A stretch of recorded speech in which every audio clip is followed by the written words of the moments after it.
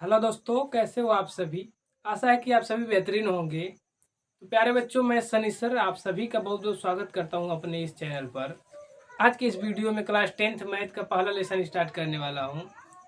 तो आइए देखते हैं पहले लेसन का नाम क्या है। तो पहले लेसन का नाम है वास्तविक संख्या। वास्तविक संख्या आज हम लोग पढ़ने वाले हैं। इससे पहले हम लोग को ये जानना पड़ेगा कि संख्या क्या होती है और कितनी होती है। उससे पहले आप सभी को बता दूं कि अगर आप सभी चैनल पर नए हो तो चैनल को सब्सक्राइब जरूर करना और वीडियो अच्छा लगे तो लाइक जरूर कर देना। आइए देखते हैं कि संख्या क्या होती है। तो आप सभी जानते होंगे कि संख्याएं 9 होती हैं। वो कौन कौन से होती हैं। तो 0, 1, 2, 3, 4, 5, 6, 7, 8, 9 कहाँ तक होती हैं। तो 0 से 9 तक। इन्हीं को मिला करके दुनिया की सभी संख्याएं बनाई जाती हैं। इस संख्या को दो भागों में बांटा गया है। वो कौन कौन सी। तो पहला होता है वास्तविक संख्या। दूसरा होता है काल्पनिक संख्या।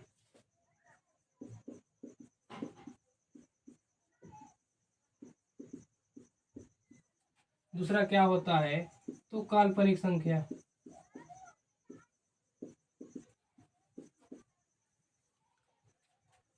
वास्तविक संख्या और काल्पनिक संख्या। वास्तविक संख्या क्या होती है और काल्पनिक संख्या क्या होती है। तो दुनिया की सभी संख्याएं वास्तविक संख्याएं होती हैं। दुनिया की सभी संख्याएं वास्तविक होती हैं। बस कुछ संख्याओं को छोड़ाकर। कुछ संख्याओं कौन कौन सी संख्याएं हैं। यानी कि जो रूट में रहता है माइनस में, जैसे √-1, √-2, √-4, √-10, ये सब क्या होती हैं। तो काल्पनिक संख्याएं होती हैं। इनके अलावा जो भी संख्याएं आपको मिलेगा तो सभी संख्याएं किस में आएंगी। तो वास्तविक संख्या में आएगी। काल्पनिक संख्या बस हमको यहीं तक जानना होता है। इसके अलावा आपको क्लास 11 में पढ़ाया जाएगा। इसके आगे हम लोग को नहीं पढ़ना है। यहाँ पे किसको जानना हमको। तो बस वास्तविक संख्या को जानना है। वास्तविक संख्या क्या होती है। वास्तविक संख्या को भी दो भागों में बांटा गया है। वो कौन कौन से होते हैं। तो पहला होता है परिमेय संख्या और दूसरा होता है अपरिमेय संख्या। पहला क्या होता है। परिमेय संख्या होता है। तो लिखेंगे यहाँ पे परिमेय संख्या। दूसरा क्या होता है। अपरिमेय संख्या।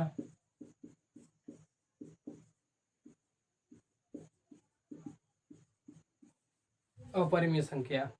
परिमेय संख्या क्या होती है। अपरिमेय संख्या क्या होती है। तो परिमेय किसे कहते हैं। तो जिस संख्या को हम p/q के रूप में लिख सकते हैं उसे परिमेय संख्या कहते हैं। जिस संख्या को p/q के रूप में नहीं लिख पाएंगे उसे अपरिमेय संख्या कहेंगे।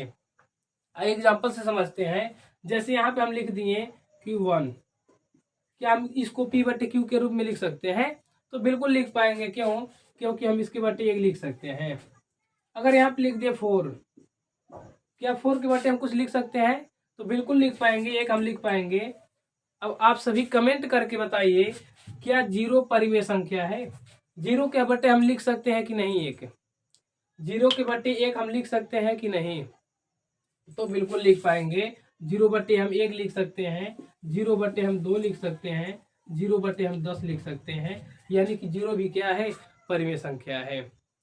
अपरिमेय संख्या क्या होती है। तो अपरिमेय संख्या जो रूट में रहता है और जिसका रूट से मान नहीं निकल पाता है। जैसे √2। √2 क्या है। अपरिमेय संख्या है। क्यों। क्योंकि √2 का मान जो होता है रूट से बाहर नहीं निकल पाता है। अब कुछ लोग कहेंगे कि भैया इसके बटे तो हम 1 लिख सकते हैं। नहीं लिख पाएंगे। क्यों। क्योंकि जब हम रूट का मान बाहर निकालने की कोशिश करते हैं जो वो कभी कटता नहीं, कभी लास्ट नहीं होता है। जिस कारण क्या है यह अपरिमेय संख्या होता है। ठीक इसी प्रकार जो √3 का मान होता है उसका भी मान क्लियर नहीं आ पाता है। जिस कारण हम इसको p/q के रूप में नहीं लिख सकते हैं। तो ये क्या है। अपरिमेय संख्या है। परिमेय संख्या को भी हम दो भागों में बांटे हैं। तो परिमेय संख्या को कितने भागों में बांटा गया है। दो भागों में। पहला क्या होता है। तो पूर्णांक होता है। दूसरा क्या होता है। तो भिन्न होता है। पहला क्या होता है पूर्णांक। दूसरा क्या होता है भिन्न। पूर्णांक क्या होता है। जो पूरा अंक रहे उसे क्या कहते हैं। पूर्णांक कहते हैं। भिन्न क्या होता है।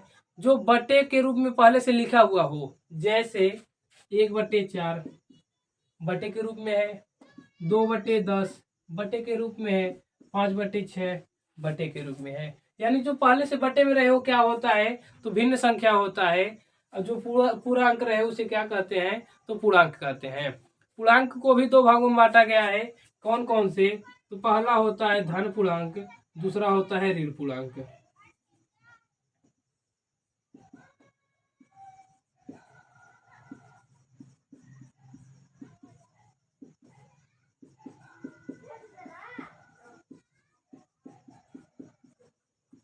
पहला क्या है, धन पूर्णांक, दूसरा क्या है, तो ऋण पूर्णांक।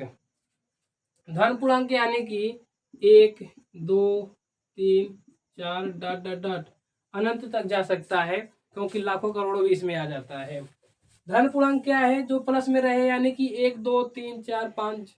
ऋण पूर्णांक क्या है, जो माइनस में रहे, यानी कि -1, -2, -3, -4 डॉट डॉट डॉट माइनस अनंत तक।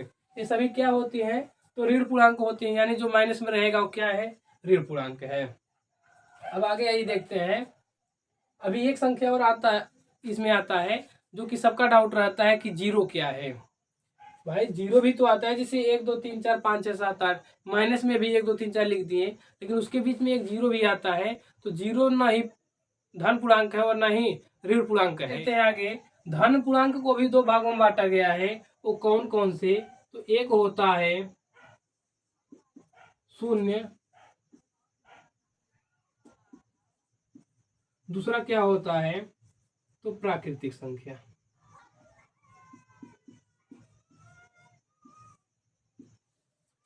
धन पूर्णांक को 2 भागों में बांटा गया है, जिसको पहला क्या है, प्राकृतिक संख्या, और दूसरा क्या है, शून्य संख्या। शून्य क्या होता है, तो आप सभी जानते होंगे, जीरो। प्राकृतिक संख्या क्या होता है, तो प्राकृतिक संख्या होता है जिसे हम गिनती के रूप में गिन सकते हैं। जैसे हम कोई भी चीज गिनना चाहें तो कैसे गिनते हैं, 1, 2, 3, 4, 5, 6, यानी 1 से स्टार्टिंग हो रहा है, और कितना गिन सकते हैं, तो लाखों करोड़ों गिन सकते हैं। तो क्या होगा, यानी कि 1, 2, 3, 4 डॉट डॉट डॉट अनंत तक हम गिन सकते हैं। शून्य क्या होता है, तो जीरो हो जाता है। अब एक संख्या और बच जाता है, जिसको हम कहते हैं पूर्ण संख्या।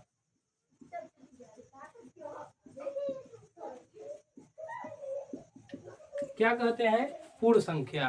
तो जब हम प्राकृतिक संख्या और शून्य को मिला देते हैं तो वही बन जाता है पूर्ण संख्या। यानी कि हम क्या करेंगे, 0 प्लस प्राकृतिक संख्या।